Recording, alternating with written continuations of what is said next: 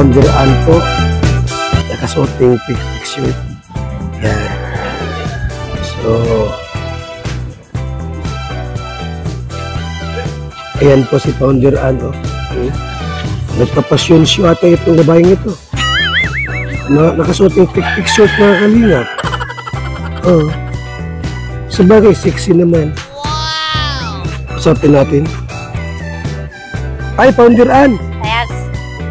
Sabi ni Teacher N, pagka nagsuot daw ng pick short, malandi raw. Ang ibig sabihin nun, nagsuot ng pick short, sexy, hindi malandi. Bakit lahat ba naka-pantalon, hindi malandi? Founder Ann, oh. Grabe. Founder Ann. Yes. Buti hindi ka nakapag-asawa. Hoy, may asawa ako. Isa lang. Isa lang? Ilan ba anak mo? 2. Proud. Ba't mahilig ka magsuot ng short? Ay, kung saan ka komportable doon ka, wag ka lang magbikini kay pang-beach yun. Nabikini ka rin ba? Ha? Kung may ano ka, may papakita ka, why not? May nakikita sa iyo isang matanda. Baka matuluyan. Hindi wow, stroke sila. Stroke nga ito. Nakita ka, nagtitingin sa iyo. Yan, oh.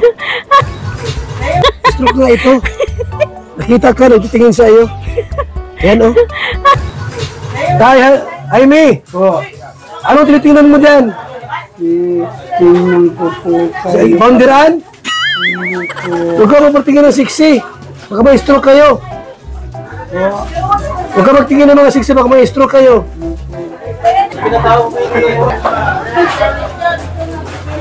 Jaime, kumusta po kayo? Ay, ayos po. Kilala niyo pa ako? Hindi na po, hindi nalilimutin na po. Si Kuya ba lang ako? Si Red Noveno? Ay, si Jerin. Kumusta po? Si Engineer. Engineer, opo. Hindi ko nakuha palagi ko nasa dasal. Opo. Si Engineer. Dinadasal niyo po si Engineer? Oo, palagi yan. Kumusta na po yung pamilya niyo? Ayos man po.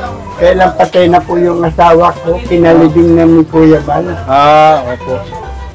Yung anak nyo? Yung dalawa po natira. Ito nga, kinain itong kamay ko. Bakit po?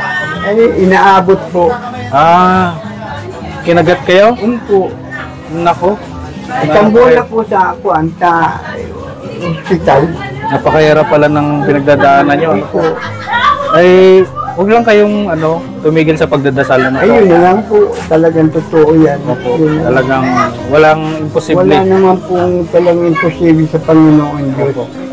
Kung magdasal ka na lang, pagtulog mo kahit sa paano. At siyempre, ang pasalamat natin lagi kay Kuya Bal. Ay, kay Kuya Bal po talagang. Kaya nagpunta ko dito kahit nahihirapan ako. Dahil wala na po akong gamot. Ayun. Kaya nangangailangan po ako ng tulong niya. Kaya kahit pa paano po, kahit naghihirap ako paglakad, nagkuhan po ako dito para makuhan po si Kuya Bal, makausap ko lang po siya. Opo. Ito si Kuya Bal. Kaya may panggastos ka, ha? Ay, salamat po. Kaya may gamot mo, ha? Ay, salamat po. Salamat po. Salamat po. Wala na po talaga akong gamot. Salamat po. Salamat po. Salamat, Kuya Bal. Dahil kami sa iyo sa mga isang araw. Madala kami ang bigas. Ay, salamat po. Salamat, Kuya Bal. Mabuti na, kalakad pa po kayo. Naglakad pa po. Nagpilit po ako maglakad dahil sa nabalitaan kong makuha po dito sa kay Pina na bahay. Kahit pa paano po, nagsikap akong makalakad. Kahit nahirapan po ako sa mabatod ay nagsikap naman po ako. Talagang may awa. Huwag ka magtingin ng sexy. Baka may stroke kayo. Wala na po. Nagdakad si Founder Ann, tinitingnan mo ay. Hindi po, may gagawin. Huwag ka magtingin ng sexy, ha? Salamat po. Kaya naman si Founder Ann, naglalakad na naman. Salamat po. Yes, Founder Ann. Salamat po. Yan. Kaya sana po kayo.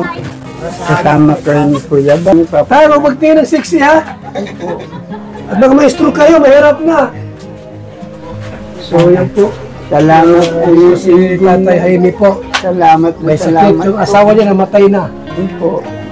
Namatay na ang asawa nito kasi nagkasakit din po yun. Yan po. Eh, sila po yung inaasahan, yung pamilya niya. Dahil po yung mga anak ko po, DWD rin, special child. Dalawa po pag ako Dalawa, no? yung pinagawa mo ng yung tulugan niya. Oh, Malaki na po. malaki na yung anak mo tayo, babae pati yan. Babae. 27 anyos na po. Sabi ko si Tanyos na. Grabe ano. Kaya maraming salamat Kuya Bal sa yung lahat na tulong po ninyo sa amin. Hindi po kayo makakalimutan habang ako ay nabubuhay pa. Salamat na salamat Kuya Bal kay Atina. Kay Rab, salamat na salamat. Sana po Panginoon Diyos, marami pa pong biyaya makarating po sa inyo. Katulong ng Panginoon Diyos.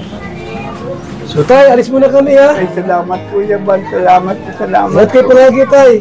Panginoon na po ako mabibiyayaan mo po ng bigas po bukas. Salamat po.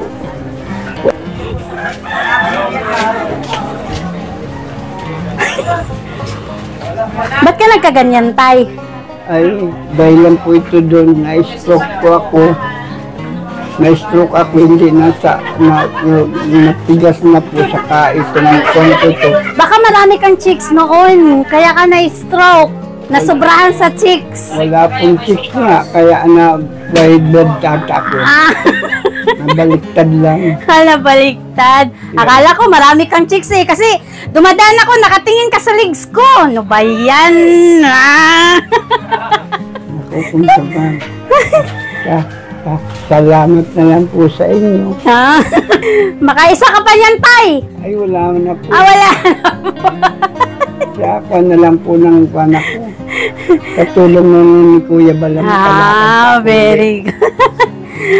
Huwag lang mawala ng pag-asa, basta ang chicks, nandyan lang yan. Pinapalakas po ako ng Panginoon Diyos. Amen! Baka mamaya, yung binigay ni Kuya Bal, ibibigay mo sa chicks yun. Naku, hindi na po. Dalawa pa. Akala ko, tigdalawa-dalawa pa yung chicks mo. Dalawa pa po ang papakainin kong PWD. Aroy, ginoo man, oy. Gatas pa po sila. Sige, Tay, yung pera mo, ibili mo ng pagkain. Bili po ako ng bigas. Oh, very good. Tapos yung chicks, wag mag-chicks. Saka gatas po ng dalawa. Nung anak ko, si Usip. Sige po. Salamat. Okay, salamat din po. Salamat.